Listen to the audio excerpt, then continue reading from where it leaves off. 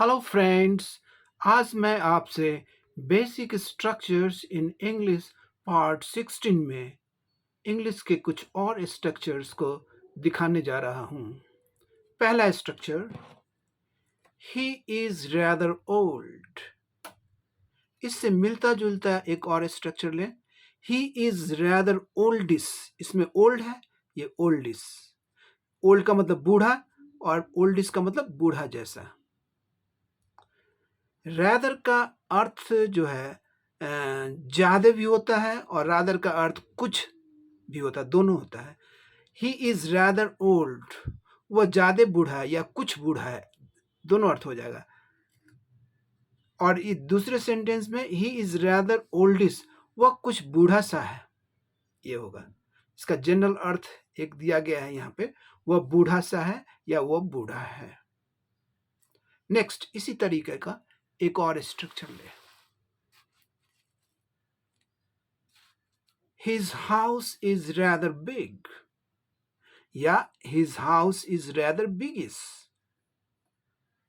उसका घर कुछ बड़ा है या ज्यादा बड़ा है, या और इस दूसरे सेंटेंस में उसका घर कुछ बड़ा सा है। इसका जनरल अर्थ यहां दिया गया है, उसका घर बड़ा सा है।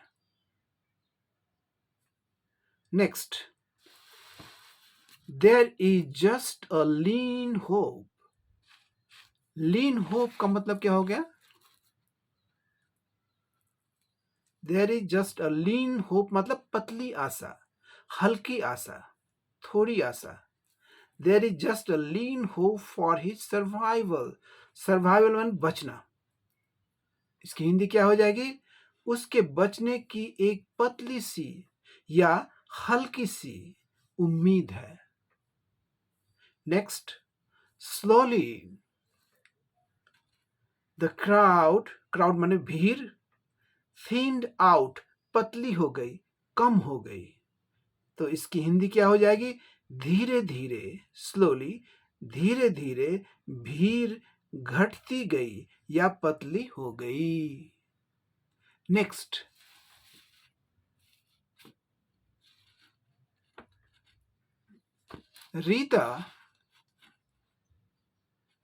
Rita has taken after her mom. Mom ये क्या है? मदर का शॉर्ट एब्रीविएशन है। इनफॉर्मल केस में, स्पोकन इंग्लिश में ज्यादा प्रयोग होता है mom. Rita has taken after her mom, इसका मतलब क्या होगा? रीता अपनी माँ पर गई है, उसका भी चेहरा माँ से मिलता है। Rita has taken after her mom means Rita अपनी माँ पर गई है। अब नेक्स्ट देखें,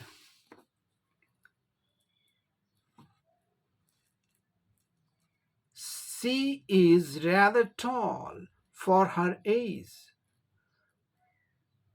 वह अपनी उम्र के हिसाब से काफी लंबी है। यहाँ रादर का मतलब काफी, तो एक्सेस दिखाने के लिए भी रादर का प्रयोग होता है और थोड़ा सा दिखाने के लिए रादर ओल्ड, थोड़ा सा बूढ़ा है। दोनों अर्थ में इसका प्रयोग होता है।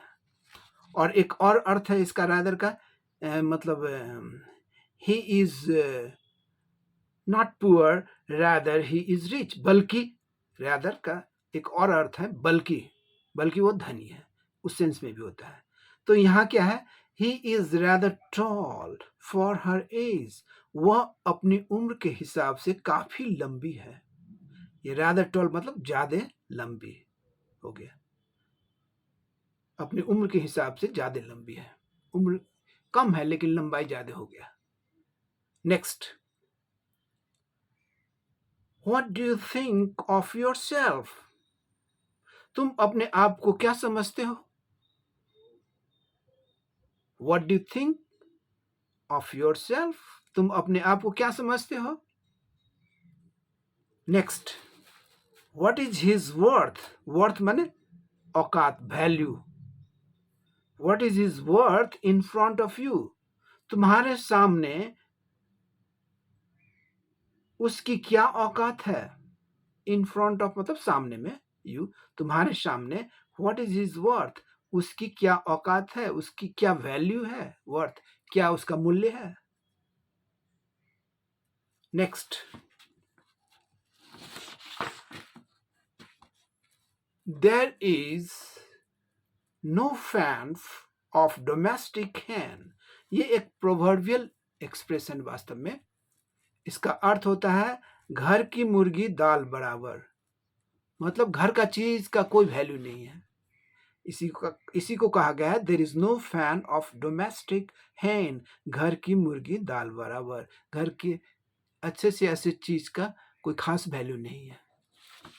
वही खरीद के लाया गया बाहर से तो उसका वैल्यू ज्यादा हो जाता है, लेकिन घर में पहले से है उसका वैल्यू नहीं है। इसी को कहा गया there is no fan of domestic hen, घर की मुर्गी दाल बराबर। अब कुछ और स्ट्रक्चर्स को देखें।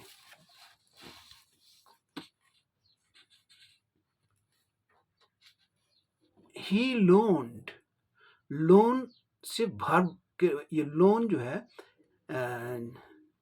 उधार, उसको वर्ब के रूप में यहाँ प्रयोग किया गया है। लोन्ड, उसने उधार दिया, उसने कर्ज दिया।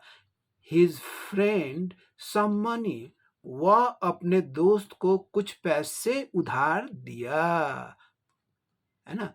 ही loaned his friend some money, इसका हिंदी में क्या हो जाएगा, वो अपने दोस्त को कुछ पैसे उधार दिया। अब नेक्स्ट देखें, इज दैट फॉर श्योर, या इज दैट फॉर श्योर, या इसको ऐसे भी कहा जा सकता है is it for sure, is that for sure या इज इट फॉर श्योर, दोनों का अर्थ करीब करीब एक जैसा ही होगा। इसका अर्थ क्या हो जाएगा, क्या यह निश्चित है, इज दैट फॉर श्योर, क्या यह निश्चित है, इज इट फॉर श्योर, क्या यह निश्चित है। Next, rest assured, it is का कॉन्ट्रैक्टेड फॉर्म है इट्स अ गुड डील, बाकी सब ठीक है। रेस्ट एश्योर्ड का मतलब बाकी सब कुछ ठीक है, यह एक अच्छा सौदा है। डील मतलब सौदा, यह एक अच्छा सौदा है। Next, is he the oldest, is he the oldest या मोस्ट एज्ड, सबसे बूढ़ा। ओल्डेस्ट सबसे बूढ़ा, मोस्ट एज्ड मैंने सबसे उम्र दराज, सबसे बूढ़ा। ऑफ हिज ब्रदर्स, इसकी हिंदी क्या हो जाएगी, क्या वह अपने भाइयों में से सबसे बूढ़ा है, सबसे ज्यादा उम्र का है, सबसे बूढ़ा है। Next, this book is by फार, मतलब काफी हद तक, बाय फार में बहुत हद तक, द बेस्ट ऑफ ऑल, सभी किताबों में अच्छा, सबसे अच्छा। द लॉट मतलब जितने भी किताब हैं कल समूह, उसमें सबसे अच्छा है। This book is by far the best of all या the best of the lot, यह किताब बहुत हद तक सबों में सबसे अच्छी है। नेक्स्ट देखें,